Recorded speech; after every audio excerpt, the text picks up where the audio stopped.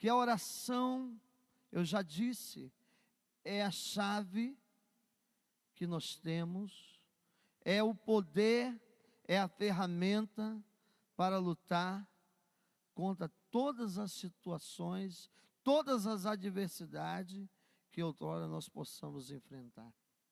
E o tema que eu quero pensar com os irmãos, talvez hoje nós não conseguiremos trabalhar tudo, e nós queremos continuar durante as próximas quartas-feiras, pensar esse tema, virando o jogo pelo poder da oração. Você pode repetir isso comigo? Virando o jogo pelo poder da oração. Mais uma vez, virando pelo poder da oração. E eu quero pensar esse tema, e para que nós possamos ter uma compreensão clara daquilo que eu quero propor para os irmãos. Esse tema também pode ser compreendido como deixar uma situação não favorável para uma situação favorável. Sair de uma posição não favorável que estamos vivendo para uma situação favorável. Virar o jogo pode ser compreendido também desta maneira. E é isso que eu quero nesses dias estar trabalhando e pensando com a igreja. Isso diante dos grandes desafios que nós estamos vivendo.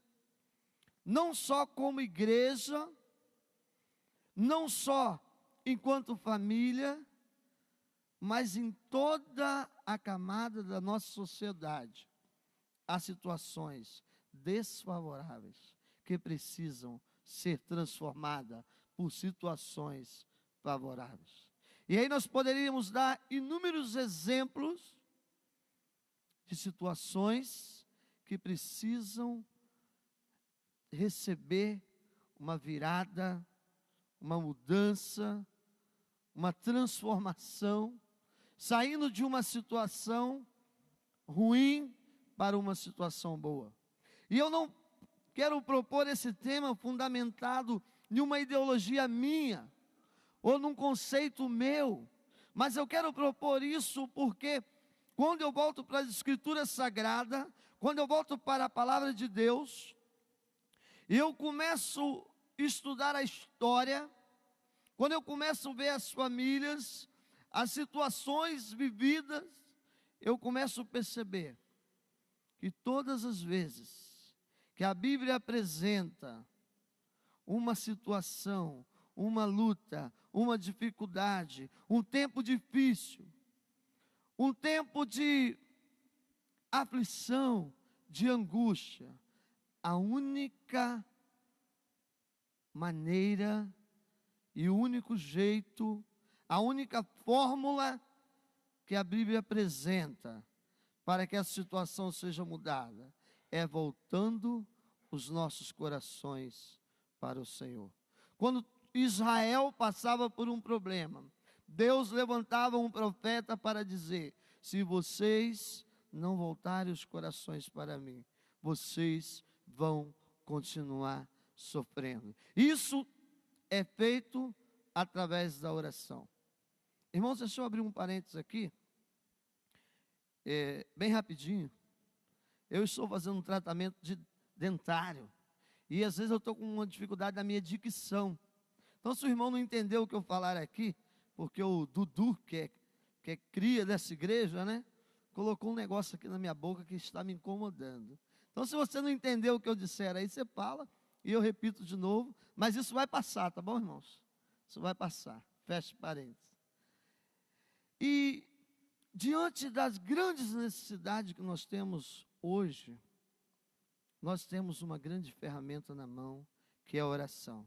E eu quero convidar os irmãos hoje a pensar, abrir as Bíblias em 1 Crônicas 4, versículo 9 e 10. 1 Crônicas, capítulo 4, versículo 9 e 10.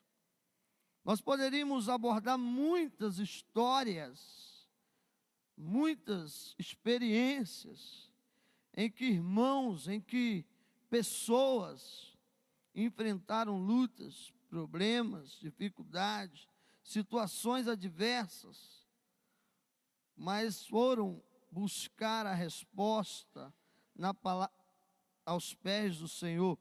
Mas hoje eu quero pensar com os irmãos a história de um jovem, um homem chamado Jabes. E o texto diz assim: e foi Jabes mais ilustre do que seus irmãos, e sua mãe deu-lhe o nome de Jabes, dizendo: porquanto com dores dei a luz. Porque Jabes invocou o Deus de Israel, dizendo: se me abençoares muitíssimo, e meus termos ampliares, e a tua mão for comigo, e fizeres que do mal não seja afligido.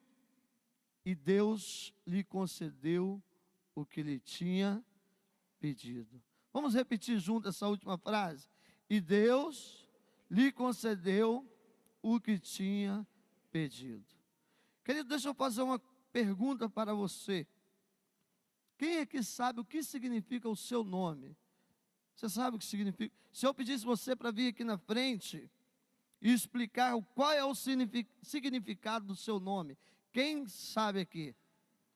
Do seu nome, você sabe? Não vi uma mão arriscar. Você sabe? Muito pouco o número de pessoas que sabem o que significa e o que quer dizer o seu nome. Porém, Jabes não vivia a cultura de Jabes não era a que eu e você vivemos. A cultura diz que naquele tempo o nome não era escolhido porque era bonito, ou porque era o nome do momento, ou porque alguém que você gostava tinha. Mas o nome era escolhido porque o nome tinha um significado. Ele representava algo na vida da pessoa. E não apenas a pessoa que recebia o nome conhecia o significado, mas as pessoas ao redor sabiam o que significava o seu nome. O que aquilo queria dizer. Então, quando aquele nome era pronunciado, era como que as pessoas gritassem sobre a vida e a realidade daquelas pessoas, daquele indivíduo. E veja que tragédia na vida desse moço chamado Jabes, porque o nome dele significava nada mais, nada menos do que dor, sofrimento, angústia. Aquele jovem recebe, a Bíblia diz o nome de Jabes, e a sua mãe diz: eu vou dar o nome de Jabes, porque esse menino me trouxe muita dor. Talvez você que é mãe, que tenha tido um parto normal, sabe o que essa mulher deve ter sofrido para trazer esse menino ao mundo. Esse menino já veio acompanhado de muitas dores, muito sofrimento, muita angústia. E eu fico pensando, quantas piadas, quanto momento Jabes foi afrontado por aquela situação e por aquele nome. Quem tem um sobrenome aí diferente aí, que quando falava na escola você falava, vai falar. A minha esposa tem. Se eu falar o sobrenome dela, era um desespero para ela. Todo mundo brincava com ela. Pode falar? O sobrenome dela é Talhaferro. Talhaferro, de talhar mesmo. Fizeram tanta piada com a bichinha, sofreu tanto com isso. E eu fico pensando o que é você ter um nome que representa dor, angústia, sofrimento. Está lá, rapaziada jogando futebol.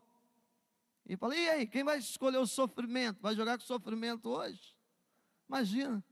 Está vindo aí o dor, a aflição. Vocês querem aflição no time de vocês? Somos Jabes. Essa é a história desse menino. Carregava consigo um trauma. Coloca lá o tema, deixa aqui para a gente. Você consegue? Porém, a história diz que Jabes deu uma virada de mesa na sua vida. Jabes mudou o rumo da sua história. Jabes não se prostrou diante daquilo que se levantava contra ele. Jabes não desistiu da sua caminhada por causa do que lançaram sobre ele. Porém, a Bíblia diz que Jabes recorreu àquilo que eu quero propor nessa noite, para que nós, enquanto igreja, possamos pensar, que é o quê? A oração. E o texto diz agora que esse jovem foi o jovem mais respeitado de quem? Da sua casa. Aquele jovem que carregava consigo essa marca, ele agora recebe o respeito da sua família. E ele se tornou nobre entre os seus familiares. Sabe por quê? Porque há uma afirmação aqui. E o texto, versículo 10, diz que Deus ouviu a oração de Jabes. Deus ouviu a oração daquele moço. Deus ouviu o clamor e a necessidade, a dor do sofrimento, da vergonha, da humilhação. Deus, a Bíblia afirma que Deus respondeu à oração de Jabes. E aí eu quero, a partir disso, pensar com os irmãos sobre a oração que é respondida. A partir disso eu quero pensar sobre essa oração que é respondida e ver algumas coisas que caracterizavam a história desse homem, ou desse jovem, desse rapaz, que teve a sua oração respondida. E a primeira coisa que eu percebo, que Jabes era alguém que buscava a Deus em oração. Ninguém que não busca ao Senhor em oração tem a sua oração respondida. Às vezes nós queremos que Deus nos abençoe, nós queremos que Deus entre com provisão na nossa vida, nós queremos que Deus mude uma situação que nós estamos vivendo, ou que a igreja está vivendo, mas nós somos tudo irmãos 6 horas. Vocês conhecem o irmão 6 horas? Irmão, vai no culto hoje, 6 horas lá por mim. Irmão, 6 horas por isso, 6 horas pelaquilo, 6 horas. E eu mesmo não busco ter uma vida de oração diante de Deus. Eu não busco ao Senhor, eu não transformo, não passo a viver uma vida de oração, assim como Jabes viveu. A Bíblia diz que Jabes recorreu ao Senhor em oração. Então, o primeiro segredo, meu irmão, se você quer ter, se nós queremos dar uma virada, se nós queremos mudar, se nós queremos vencer, virar o jogo, nós precisamos ter uma vida de oração. E ter uma vida de oração não é vir aqui quarta-feira. Ter a vida de oração não é você fechar os seus olhos enquanto alguém está orando. Ter uma vida de oração vai muito mais além. Ter uma vida de oração é ter uma vida de relacionamento com o Pai. Irmãos, a grande verdade e a grande realidade dos nossos dias é que nós não somos acostumados a orar. Isso é a grande verdade, e isso fica notável quando nós começamos a orar e nós dizemos assim: irmãos, nós vamos orar, nós vamos fazer um momento de oração. E aí você ora 5 minutos, você abre os seus olhos, as pessoas começam a ficar incomodadas, As pessoas começam a se mexer, e o jovem levanta e abre o olho e olha o relógio, e as pessoas começam a ficar inquietas, porque não tem o hábito de orar, de se apresentar ao Senhor em oração. Jabes era alguém que virou o jogo, porque ele orava ao Senhor. Jabes não apenas orava ao Senhor, mas Jabes também conhecia princípios da oração. Jabes era alguém que se confessava ao Senhor, que confessava os seus pecados ao Senhor. Jabes era alguém que se quebrantava na presença de Deus. Passou onde está escrito isso? O texto que nós lemos no início do culto diz que se a igreja, se o irmão, se a pessoa, se o jovem, se a mulher que se chama pelo meu nome, se essas pessoas que se dizem que me buscam, se converterem, se arrependerem, de quê? Dos seus maus caminhos, então eu responderei, ouvirei e responderei a sua oração. E aí nós vamos perceber, irmão, que o primeiro princípio da oração é a confissão. Não existe oração sem confissão. Eu preciso ter uma vida de confissão diante de Deus. Eu preciso me quebrantar diante do Senhor. Eu preciso me arrepender diante de Deus. Eu preciso me colocar prostrado diante do Senhor. Essa semana eu estava indo à Vitória com o pastor Paulo. Eu não lembro de quem é essa frase, mas ele disse uma frase que chamou a minha atenção.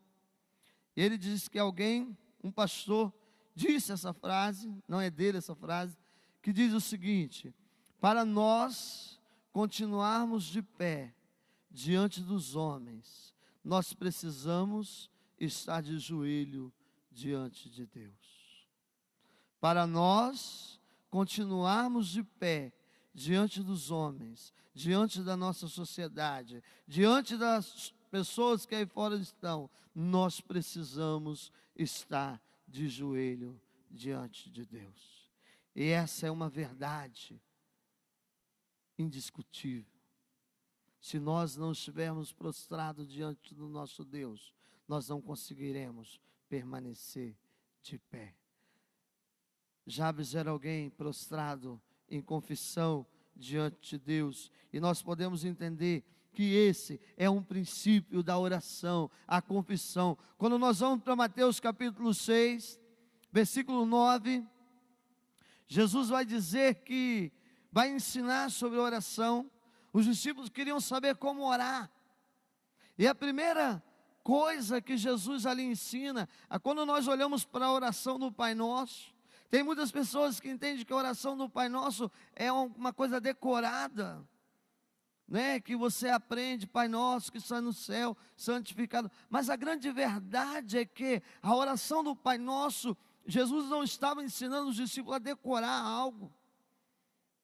Eu creio que a oração do Pai Nosso não é um decoreba, mas Jesus estava querendo mostrar para os discípulos princípios da oração. Ali estão muitos princípios da oração. E o primeiro princípio da oração que Jesus ensina aos discípulos é: Pai, santificado seja o teu nome. Pai nosso que estás no céu, santificado seja o teu nome. Amados irmãos, quando nós entendemos esse princípio de santidade de Deus, quando nós entendemos a santidade de Deus, quando nós entendemos que para estar prostrado diante de Deus, é preciso reconhecer a santidade de Deus, é preciso nos reverenciar, e a única maneira de nós apresentarmos santo diante de Deus, a única maneira de nós encontrarmos em condições diante da santidade de Deus, é confessando os nossos pecados. Porque a Bíblia diz o quê? Quando nós confessamos, Ele é fiel e justo para nos perdoar, nos purificar e nos fazer santo. Quando Deus chama Moisés, Ele diz: Moisés, tira a sandália dos teus pés, porque a terra que você pisa é santa. Local da presença de Deus é local de santidade. Não existe resposta de oração sem uma vida de santificação. Não existe resposta de oração sem uma vida de santificação. Você pode repetir isso comigo? Não existe resposta de oração sem uma vida de santificação. Jabes era alguém que confessava os seus pecados ao Senhor. Jabes era alguém que buscava ao Senhor em oração e que buscava ao Senhor em confissão. 1 Pedro capítulo 1, versículo 16, Pedro vai dizer: sede santos, porque eu, o Senhor vosso Deus, sou santo. Sede santo, porque eu, o Senhor vosso Deus, sou santo. E hoje eu quero ficar com esse princípio de oração, que é a busca pela santidade, que se inicia pelo processo de confissão. A busca da santidade que se inicia no processo de confissão ao Senhor. Irmãos, sabe qual a única oração que Deus ouve no meio do pecado? Sabe qual a oração que Deus ouve no meio do pecado? Quando nós pecamos, quando nós vivemos uma vida de pecado, a única oração que Deus ouve no pecado é a de confissão. A única oração que Deus ouve em meio ao pecado é a oração de confissão. Pastor, mas quem pecou? Quem pecou? A Bíblia diz que todos pecaram e destituídos foram da glória de Deus. Todos, não há um justo sequer. Não há um justo sequer. Todos pecaram e foram separados da glória de Deus. E para que nós nos apresentamos novamente diante de Deus, nós precisamos nos confessar. Nós precisamos nos prostrar diante do Senhor. Provérbios capítulo 28, versículo 13. Quem esconde os seus pecados não prospera, mas quem o confessa e os abandona, encontra misericórdia. Quem confessa os seus pecados, quem esconde não prospera, mas quem confessa e os abandona, esse encontra a misericórdia. Esse consegue virar o jogo. Esse consegue sair de uma situação desfavorável para uma situação favorável e melhor. É tempo de nos voltar para o Senhor, de confessarmos os nossos pecados, de confessarmos as nossas necessidades, de confessar os nossos anseios, as nossas fraquezas e dizer: Senhor, tende misericórdia de nós. Senhor, tende misericórdia de nós. E aí eu volto para o texto que nós lemos. Abençoa-me, Senhor, aumenta as minhas terras, que a tua mão esteja comigo, guardando-me de males e livrando-me de dores. Que o Senhor me livre daquilo que está sobre mim como maldição, como algo ruim. Que o Senhor me livre de dores, de dias difíceis. Que o Senhor tenha misericórdia de mim. Que o Senhor veja e perceba o meu sofrimento. E o Senhor respondeu o seu pedido. Queridos, Deus quer responder a nossa oração. Deus quer responder a nossa oração. Você pode abrir a sua Bíblia para nós fecharmos. Alguém abra a sua Bíblia em 2 Pedro, capítulo 3, versículo 9. 2 Pedro, capítulo 3, versículo 9. Esse texto vai nos mostrar que Deus quer ouvir as nossas orações, Deus quer responder às nossas orações. Alguém pode ler para mim? 2 Pedro, capítulo 2, versículo 9. Perdão, irmão, capítulo 3, versículo 9.